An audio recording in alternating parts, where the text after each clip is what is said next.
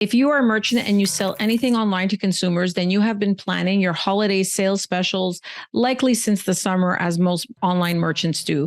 So come Thanksgiving and Christmas, this is a very high sales season for most B2C merchants and businesses. Today, I want to talk to you a little bit about what you can do to maximize your sales during this time, as well as ensure that you don't suffer a lot of the losses during Q1 that, returns and chargebacks can cause. At Direct Paynet, we have thousands of merchants that run 7 or 8 figures sales per year. And we work with our merchants to ensure that not only do they get the high revenue numbers, but that they also ensure that they keep those revenue numbers. So I will give you a couple of tips and things that I see some of our most successful merchants do to ensure that they have great holiday seasons and that their profits stay in their pockets.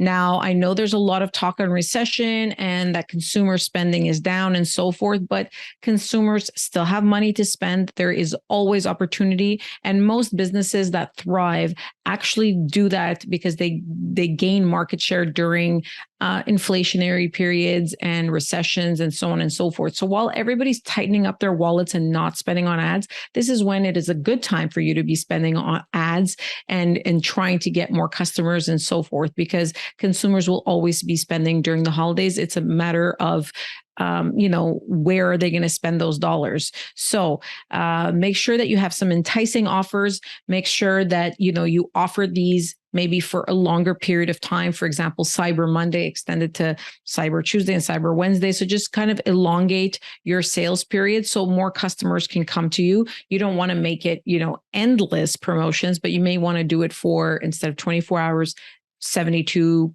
hours or a week or so, depending on what you're selling. Another tip that I see, and a lot of merchants that we work with, as I mentioned, they employ these strategies so they can increase their sales. But one thing that happens often during the holidays is bundles. So you want to try to, if you have different types of products, you want to create bundles for your products, meaning product A, product B, product C, all in one bundle. Or if you have one product, you want to sell multiple of them, because sometimes people will be buying this and they can gift it out. Also, what you want to do is make sure you give ideas to your customers of how they can use your product, how they can gift your product. If it's a stocking stuffer, if it's something that is a gag gift that you can give to a lot of people. So you want to kind of change your marketing around a little bit to give your consumer and suggest what they can use your product for. So that is very, very important. And bundles can also be very useful in selling multi-products in one sale. So really driving up your average order value.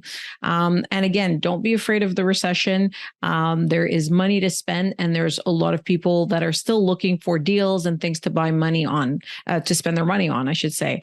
Now, a couple of things, that I see very often is that, a lot of merchants have these like really great Q4 sales season. They're selling their bundles. They're spending money on ads, even though, as I said, some people are tightening their belts right now.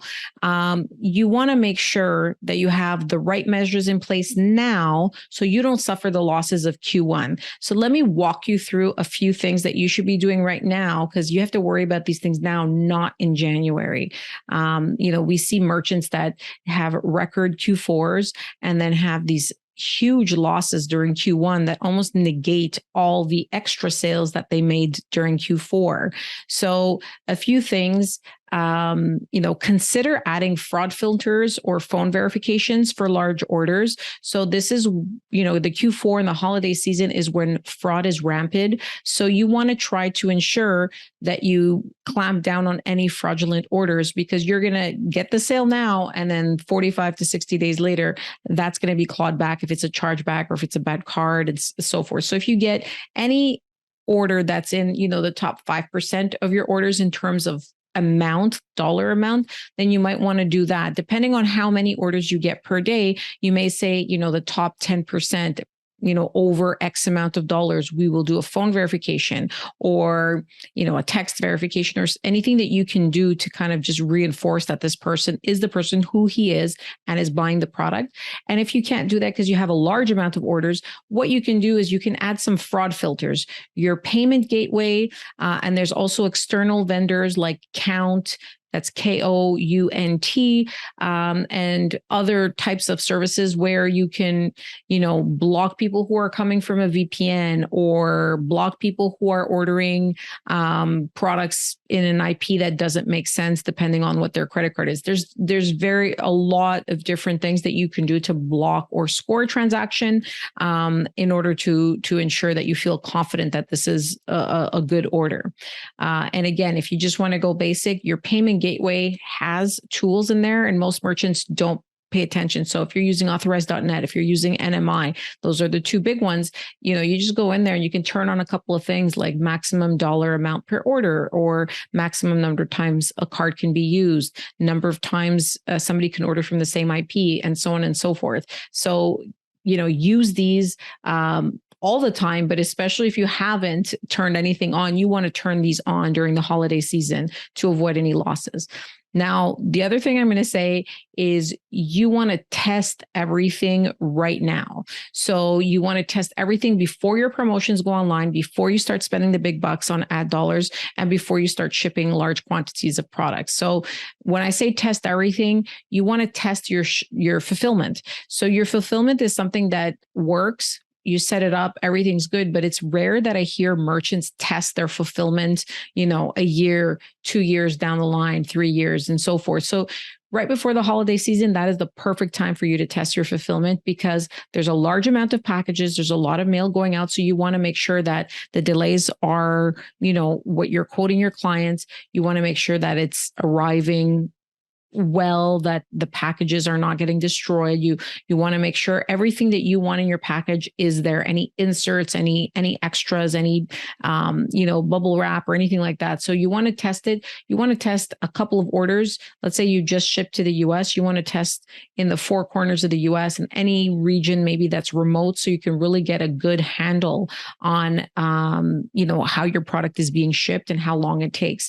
If you do ship outside of the US, if you ship to Europe or whatever it is, this is even more important, because a lot of merchants during the holiday season start sending a lot of packages outside of their domestic area. And for example, you're shipping something from the US to the UK and it takes 3 weeks. Somebody gets their credit card statement, sees a charge for a product they haven't received. That is a very big indication that they may charge back or they may call and complain. So make sure you test your shipping, you test your fulfillment, you make sure that you have random people testing. Now, it's very simple. What you can do is, if you don't have people in these regions to test for you, friends or family, you can go on Fiverr and you can pay somebody $10 and tell them, look, order this product, I'll refund it to you, and just kind of document when you ordered it, what happened, and so forth. And you'll get tons of people who can do that for you in various regions. Now, another thing that you can do is your descriptors, test them. So make sure that when you have people test your product, you ask them to take a screenshot of what their transaction looks like on their credit card. Does the descriptor actually look like it's coming from you? If you have a phone number on that descriptor, is that the correct phone number? Is that phone number active? Does somebody answer in a reasonable amount of time? So this is just, like I said, a minor detail, but your credit card descriptor, if customers order and they get their credit card statement and they don't know what it is, odds are they're calling their bank and they may initiate a chargeback. So you want to avoid that. So test all your descriptors. If you have multiple merchant accounts or multiple payment providers, you want to test all of them just to make sure everything's on the up and up. If you have URLs that are spelled out as the descriptor, that the URL is correct and it actually goes to a website, that can give them some information. Talking about testing, your descriptors and making sure your customers can reach out to you, you want to test your customer support. So if you have phone support, how long does it take for somebody to answer? Does it take 5 minutes, 10 minutes? What is an acceptable amount of time? Is your number accessible from outside of the US if you're shipping outside the US? So a lot of US merchants have a 1-800 number. Well, that 1-800 number is sometimes not accessible most of the time from anywhere overseas. So you want to have a local number as well if you're shipping outside of the US. If you have email support, test your email support, send an email to support, see how long it takes to get back to you, what kind of response you're getting. Does it make sense? Is it canned responses that don't make sense? Because that's very frustrating for customers. Another thing, obviously, if you have during the holiday period, an extra couple of hands, you may want to offer chatting support just because it's immediate, it's faster, and a lot of customers seem to like it, or text message support, or support on Twitter or social media and so forth. So you want to add as many of these, support angles as possible.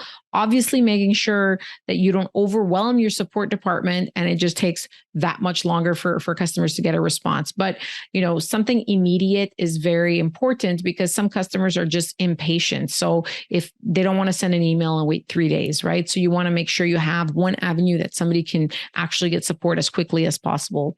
Now, once you test your fulfillment, your descriptors, your customer support, when you receive the packages or when your testers receive the package, test out the return process. How does somebody get their money back if they're unsatisfied, if the product is not what they seem to have ordered or not what they expected? So test your returns policy, make sure that, packages are received in an adequate amount of time back, make sure that whatever fees you need to charge for the return happen.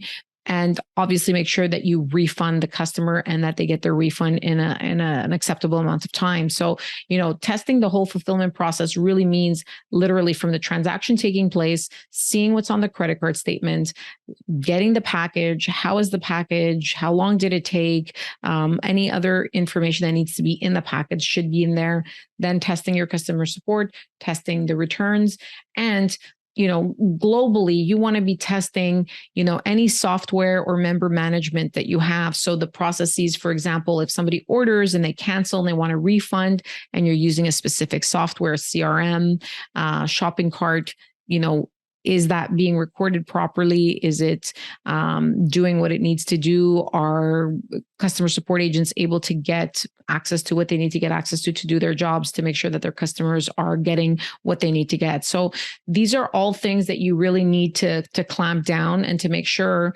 that, it actually lines up with, good customer service and good fulfillment and so forth, because the number one thing that I see all the time is record sales November and December, and then record losses in January and February. And it's really a shame, if you up your revenue by 20% and then you get 10 or 15% more refunds and chargebacks and so forth.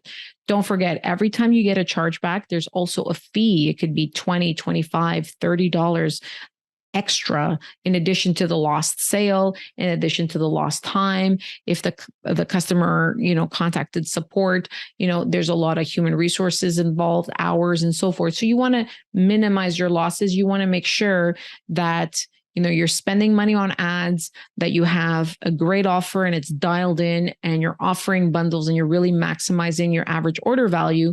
But then you're taking the steps now to ensure that, the losses don't happen in January. And this is really the key time to do it. So I hope you enjoyed this episode and that you got something out of it. And please like, subscribe, and share, because I know a lot of merchants in this situation.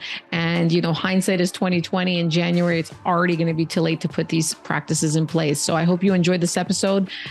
Give me a like and don't forget to share with all your friends and contacts.